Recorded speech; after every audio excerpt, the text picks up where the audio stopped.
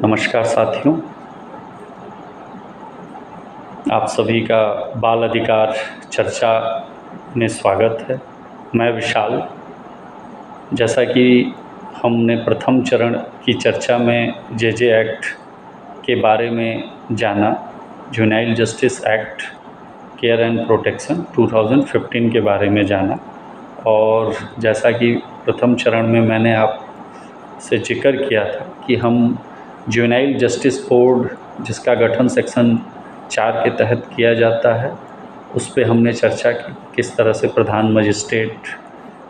का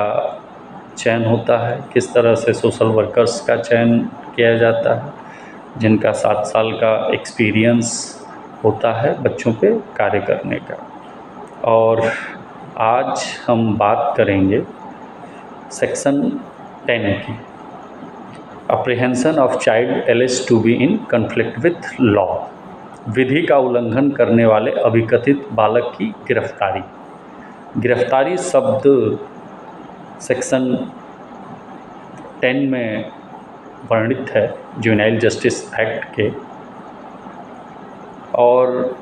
ये हम सब के लिए और आम जनमानस को जानना बहुत ज़रूरी है कि जब एक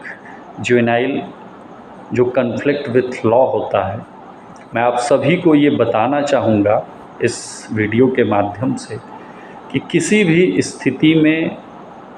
कन्फ्लिक्ट विथ लॉ, विधि के विरुद्ध विधि विवादित किशोर को गिरफ्तार करके थाने में या जेल में नहीं रखा जा सकता है। उसे तत्काल विशेष किशोर पुलिस को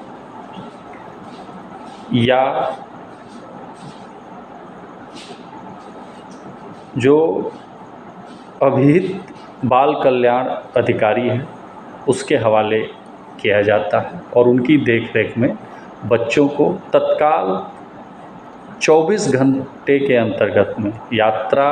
के समय को छोड़ के 24 घंटे के अंतर्गत उन्हें जेजे बोर्ड के समक्ष प्रस्तुत किया जाता है। जैसा कि मैंने आपको बताया है कि जुवेनाइल जस्टिस बोर्ड के वर्किंग आवर्स, जो कार्य अवधि का समय होता है, उसके बाद उसमें भी किसी एक सदस्य के, क्योंकि यह बोर्ड होता है और बोर्ड में 3 लोग होते हैं, एक प्रधान मजिस्ट्रेट और 2 मेंबर्स होते हैं, तो उन मेंबर्स के समक्ष या प्रधान मजिस्ट्रेट के समक्ष बच्चे को प्रस्तुत किया जाता है, और वो बच्चे का निर्णय करते हैं कि बच्चे को क्या करना है, उन्हें किसी ऑब्जर्वेशन होम की ज़रूरत है या उनके बायोलॉजिकल फादर या पेरेंट्स को सुपुर्द करने की ज़रूरत है। परंतु किसी भी दशा में विधि का उल्लंघन करने वाले अभिकथित बालक को पुलिस हवालात में नहीं रखा जाएगा या जेल में नहीं डाला जाएगा।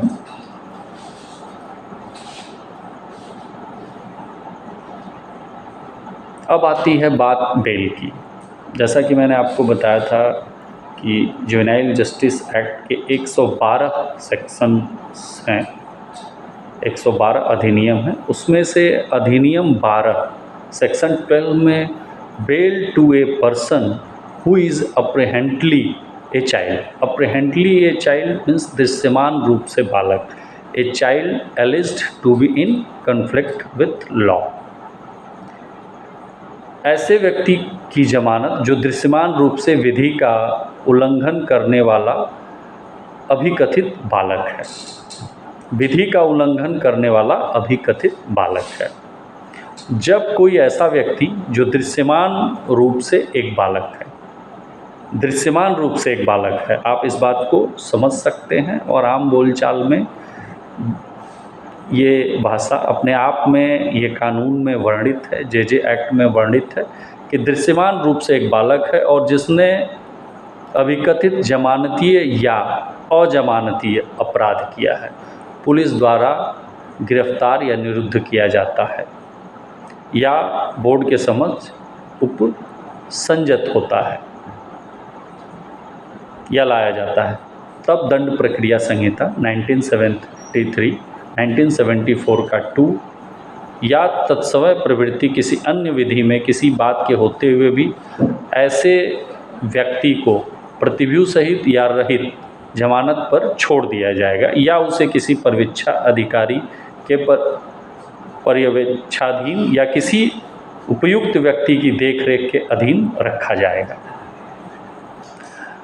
आप सभी को पता है कि juvenile justice act best interest of child के तहत है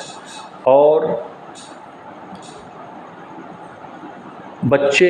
एक सेंसिटिव मैटर हैं। बच्चे हमारे देश का भविष्य होते हैं और जब कॉन्फ्लिक्ट विथ लॉ के तहत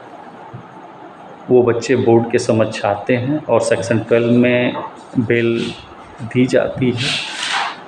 और ऐसे व्यक्ति को तब इस प्रकार छोड़ा नहीं जाएगा जब यह विश्वास करने के उपयुक्त आधार प्रतीत होते हैं कि उस व्यक्ति को छोड़े जाने से ये संभावना है कि उसका संसर्ग किसी ज्ञात अपराधी से होगा या उक्त व्यक्ति नैतिक, शारीरिक या मनोवैज्ञानिक रूप से खतरे में पड़ जाएगा या उस व्यक्ति के छोड़े जाने से न्याय का उद्देश्य विफल हो जाएगा और बोर्ड जमानत देने से इनकार करने के कारणों को और ऐसे विनिश्चय लेने से संबंधित परिस्थितियों को अभिलिखित करेगा। आप समझ रहे होंगे कि बोर्ड के पास ये शक्तियाँ होती हैं कि जो उस बालक का निर्णय ले सकती है और बेल का सेक्शन 12 में पूरी तरह से वर्णन है और जैसा कि मैंने आपको बताया सेक्शन 10 के apprehension of child alleged to be in conflict with law, section 10 में विधि का उल्लंघन करने वाले अभिकथित बालक की गिरफ्तारी के संबंध में मैंने आपको जानकारी दी और राज्य सरकार की भूमिका का वर्णन सेक्शन 10 में ही है। उन व्यक्तियों के लिए उपबंध करने के लिए जिनके द्वारा जिसके अंतर्गत रजिस्ट्रीकृत स्वैच्छिक या गैर सरकारी संगठन भी हैं, विधि का उल्लंघन करने वाले अभिकथित किसी बालक को बोर्ड के समक्ष पेश किया जा सकेगा उस रीति का उपबंध करने के लिए जिससे विधि का उल्लंघन करने वाले अभिकथित बालक को यथास्थिति किसी संप्रेक्षण गृह या सुरक्षित स्थान में भेजा जा सकेगा। इस अधिनियम से संगत नियम बनाएगी। ये राज्य सरकार का काम होता है जो सेक्शन 10 में है। सेक्शन 11 में role of person in whose charge child in conflict with law is placed. Any person in whose charge a child in conflict with law is placed shall, while the order is in force, have responsibility of the said child as if the said person was the child's present and responsible for the child's maintenance.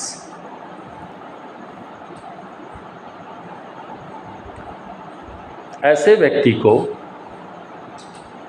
जिसके प्रभार में विधि का उल्लंघन करने वाले बालक को रखा जाता है, जब आदेश प्रवर्तन में हो उस बालक को जिम्मेदारी इस प्रकार होगी मानी उक्त व्यक्ति बालक का माता पिता था और बालक के भरण पोषण के लिए उत्तरदायी था, परंतु तब के सिवाय जब बोर्ड की यह राय है कि माता पिता या कोई अन्य व्यक्ति ऐसे बालक का प्रभार लेने के लिए योग्य है, उस व्यक्ति के होते हुए भी उस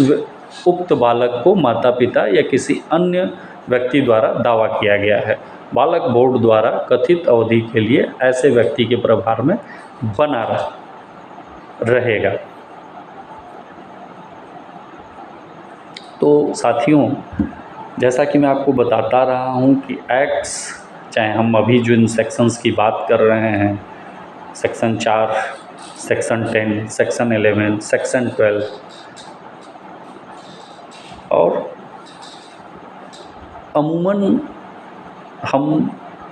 special juvenile police, child welfare police officer या एसजेपीयू के बारे में कम हमें जानकारी होती है।